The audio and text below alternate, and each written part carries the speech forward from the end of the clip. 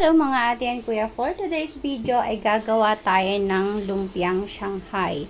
So ito nga yung tinatanong sa akin kung ano daw yung aking mga sangkap.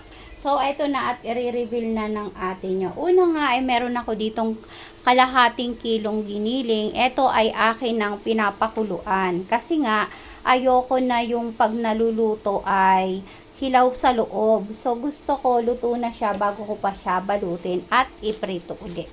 So, tapos, meron ako ditong kamote. Tapos, sinama ko na dito yung kimchi. Nilalagyan ko talaga ng kamote yung aking lumpiang Shanghai para manamis-namis. Ayan yung sekreto. Tapos, lalagyan natin siya ng carrots. Isang buo yan. Meron din ako ditong bawang na madami. Pero, kalahati lang yung ating ilalagay dyan. Kasi napadami yung pagkudkod ng aking anak. Ginanahan ng aking uniko iho. Next natin tong sibuyas na napakadami niya ring ginawa. So, yan. At pagkatapos ay yung aking bell pepper. So, pagkatapos nito, lalamas-lamasin muna natin siya para makombine. Ayan. At nga pala mga ate and kuya, yung aking giniling na pinakuluan, ilalagyan ko yan ng suka at saka ng asin. Para meron na rin siyang lasa at hindi madaling masira o mapanis yung ating lumpiang Shanghai. Kaya yung iba sinasabi nila, ate pwede ba siya na nakalagay lang sa chiller, hindi sa freezer? Hindi ba siya masisira kahit matagal siya na hindi nakalagay sa ref? Yes po, hindi po yan masisira kaagad kasi nga nilalagyan ko siya ng suka para tumagal yung kanyang, ano bang tawag doon? Yung kanyang buhay. Buhay ba? So, ayan. Ganyan lang po ang gumawa ang ate nyo. Pagkatapos nito, ay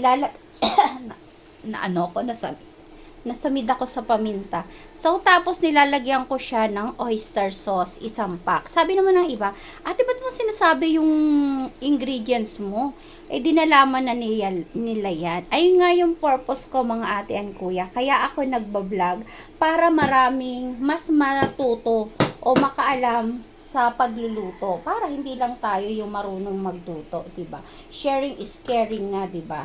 Lalo na sa mga baguhan, yung mga nag-aaral pa lang na gusto nila ng pangkabuhayan, ayan, i-share natin 'yan. At saka yung sikreto naman nun, ay nilagyan natin ng itlog dalawa. Yung sikreto naman nun, mga ate and kuya, ay pasarapan na lang. Pero eto, lahat ibinibigay ko sa inyo kasi magkakaiba naman tayo ng panlasa. At magkakaiba rin tayo ng mood. Kasi isa yun sa nagpapasarap sa paggawa ng Shanghai. Yung mood ba sa pagluluto? Kung nasa mood ka na magluto ka, mas lalong sumasarap yung inyong mga lutuin. Nilalagyan ko rin pala yan ng paprika pa. So, yan. Ang dami ko nilalagay, di ba? Yan. So, yun lang ang aking sikreto sa paggawa ko ng Shanghai, mga ate and kuya, ay akin ang inireveal sa inyo. Kaya, gumawa na kayo at i-comment nyo dyan na masarap ito. So, yun lang for today's video. Babalutin ko na to.